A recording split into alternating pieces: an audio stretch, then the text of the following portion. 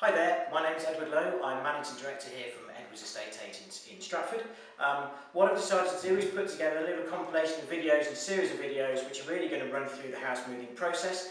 So whether you're looking at buying, selling or just interested in moving generally, we're going to try and cover a whole load of topics which are hopefully relevant and informative to really give you as much information really as you possibly can get.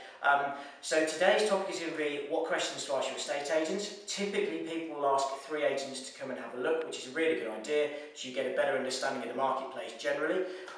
It's really good to have a list of questions there in front of you so you can hit that ground running, because you've got the obvious ones, which is clearly price and fee. It goes without saying, you know, those are questions you're going to know and you're going to want the answers of.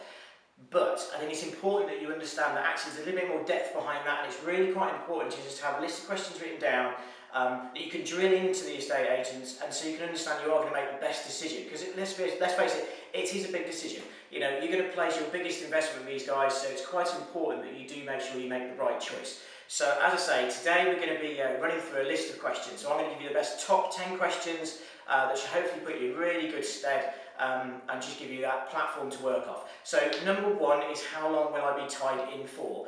Agents' contracts will vary enormously. Some won't tie into contract and some will go probably as high as 20 weeks. So when you really think about that, that's a long time. That could be over 6 months you're with the same people. So you've got to make sure you're going to get on with them to start off with, but also you can work with them, because obviously things go wrong sometimes. You just want to make sure the flexibility is on your side more than theirs.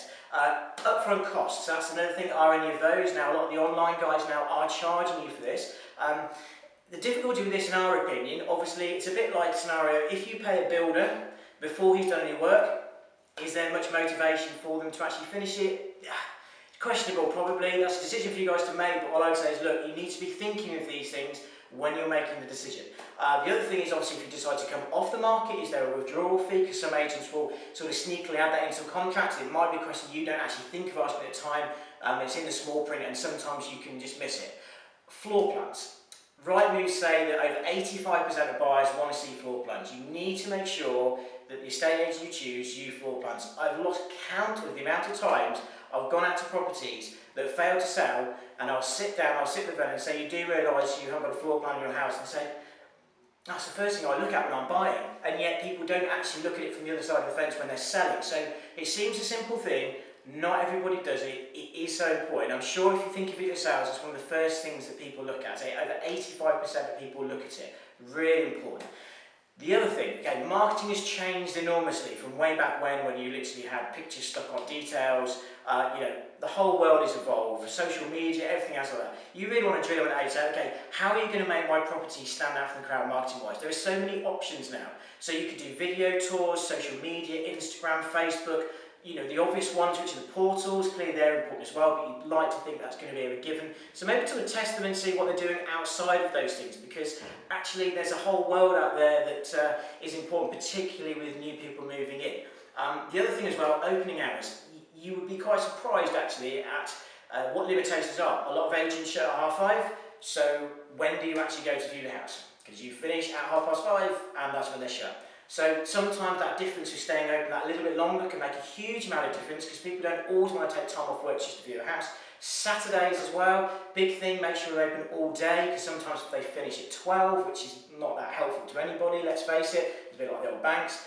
How many staff do they have? I think that's a critical question, because that is going to roll into the next question as well. If you've only got 1 or 2 in the office, how much capacity are they going to have to be able to deal with you as a client and your needs and wants? So the next question you want to be asking then is how they're going to accompany the viewings. Do they accompany the viewings?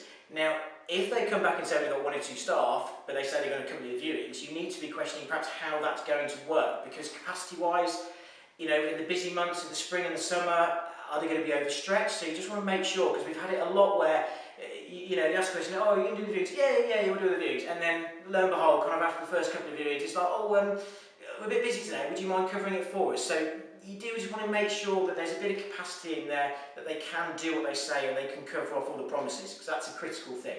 How do you financially qualify buyers? I think that's a super question. You do need to really ask that. You'd be surprised at how many times agents put deals together and actually don't even ask the buyer where the money's coming from. I know it sounds ridiculous, but I've seen it happen 100 times. So AIPs, mortgage in principles, so an agreement in principle, AIP is an agreement in principle where a lender in principle agrees to lend that by the amount of money, but also you need to find out where deposits are coming from, and the agent's got proof of those. They're really, really important.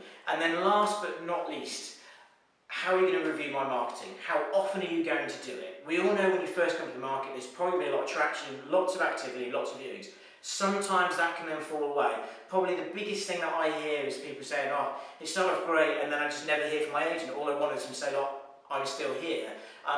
You want to make sure that there's a bit of a plan in place that's a structure they're going to do it. So whether it be every fortnight, every 3 weeks, perhaps a phone call to you, really just to review the marketing and summarise what's happened on your property against maybe the other ones on the market or just what's happened generally. So that's the end of Series 1. Series 2 will be coming up shortly. If you have any questions, please feel free to add at the bottom. Check out our Facebook page, our website, all the information can be on there. Thanks for watching.